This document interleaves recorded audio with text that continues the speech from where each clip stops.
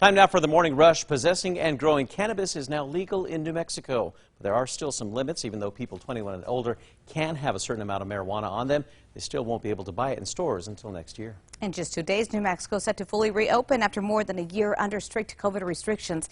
Not everyone is ready, though. The Hinkle Family Fun Center in Meow Wolf will completely do away with capacity limits. However, Flick's Brewhouse is planning to remain closed as they wait for federal grant money to help them after they were hit from COVID-19.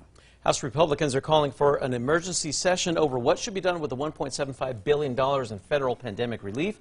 The legislature had approved a bill that broke down how it should be spent, but the governor vetoed that bill, saying that it's up to her how it should be spent. Erica. Look at the morning commute forecast. Temperatures are in the upper 50s and will only climb into the low to mid 60s by noon, with scattered rain showers through the rest of the morning commute and slightly drier skies by later on during the afternoon hours. New details into the CHAVES County deputy who shot and killed the Roswell man. Investigators say deputies responded to reports of an argument involving a gun. When they arrived, they said that 25-year-old Oscar Najera drove off. They later found him and tased him, saying that he would not obey their commands. They then opened fire and killed him. For the second year in a row, Los Alamos County is now the nation's healthiest community.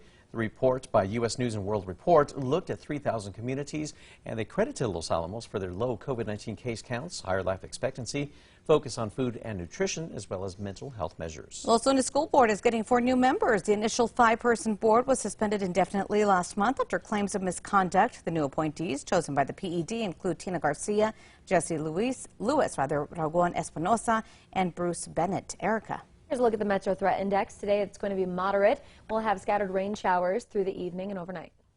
The Bernalillo County Arts Board is now asking for help beautifying a newly renovated South Valley pool. Proposals for a mosaic there are now being accepted, which will go along the wall. It's between the swimming pool and the splash pad. The budget for that project is $35,000. A Nob Hill restaurant owner is apologizing to the Jewish community after putting up a sign calling the governor a Nazi.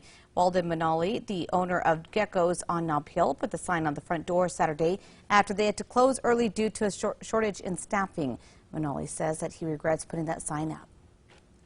The efforts to recall Othello County Commissioner COUY GRIFFIN can officially move forward. The state Supreme Court upheld a lower court ruling allowing the voters to put together a recall petition. That petition claims that Griffin used his county office to raise money for his Cowboys for Trump organization, then used that for personal expenses. PNM is helping the families of the victims of Saturday morning's balloon crash. The electric utility was on the scene after the gondola struck the power lines and knocked out power to the area. The company is giving $100,000 for the families to use however they need. Erica. All right, let's get a check on the traffic maps. The maps are looking clear right now, seeing all green across the metro. And Tracker is going through downtown, and the roads are looking wet. So aside from having no problems, just take it slow on the roadways so you don't hydroplane or anything like that. A search dog named Oreo is helping officials find missing people from the condo building collapse in Florida. Search crews say that she is able to fit into small crevices that they're not able to. Firefighters and search experts are also using radar devices to help find the remaining 150 victims still underneath that collapse. At last check, I should say, the death toll is up to 11. Welcome back. On this day in 1892, in Albuquerque, we saw the warmest overnight low temperature on record. That low temp only dropping to 79 degrees. And of course, as I've been mentioning, we are dealing with the exact opposite type of situation right now. I'll be getting a check on those temperatures in just a minute. Time now for the 5 facts. We start with number 5. The Roswell UFO Festival kicks off this weekend.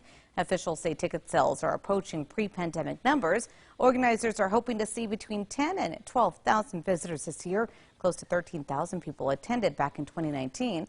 One factor piquing interest, the recent government report on UFO sightings. Organizers will also be recapping each day's events with a 5 p.m. virtual broadcast. At number 4 this morning, a Nob Hill restaurant owner is issuing an apology this morning after putting up a sign calling the governor a Nazi. Walden Manoli, the owner of Geckos in Nob Hill, put the sign on the front door on Saturday when the kitchen had to close early because of short staffing. Now Manoli says he regrets putting the sign up and wants to apologize to the Jewish community. The governor's office has refused to comment. And at number 3, we're expecting record cool temperatures today. We're expecting to make it to 68 degrees, which is 24 degrees cooler than normal, and that is going to beat out the previously set record of 75. And number 2, possessing and growing cannabis is now legal in New Mexico. There's still some limits, though. Now, even though people 21 and older, they can have a certain amount of marijuana on them, they still will not be able to buy it in stores until next year. Also, you can possess up to 2 ounces as a plant, up to 800 milligrams as edibles, and 16 grams of extract. You can also grow up to 6 plants for individual use, or 12 for a household. That's with 2 or more adults over the age of 21. Public places are still off limits to smoke it, though. That's until cities create their own cannabis consumption areas. On to number 1 now. In just 2 days, New Mexico is set to fully reopen after more than a year under strict COVID restrictions. But not all businesses are dropping COVID-safe guidelines just yet. WEX is increasing staff to prepare for more guests, but tables will still be spaced out. The Hinkle Family Fun Center and Meow Wolf will completely do away with their capacity limits. Flick's Brew House is planning to remain closed as they wait for federal grant money to help them after they were hit pretty hard by COVID-19, including past due payments to the landlord. The city plans to release details about changes to public pools later on today. You can find more details about all of this on our website, always on KRQE.com.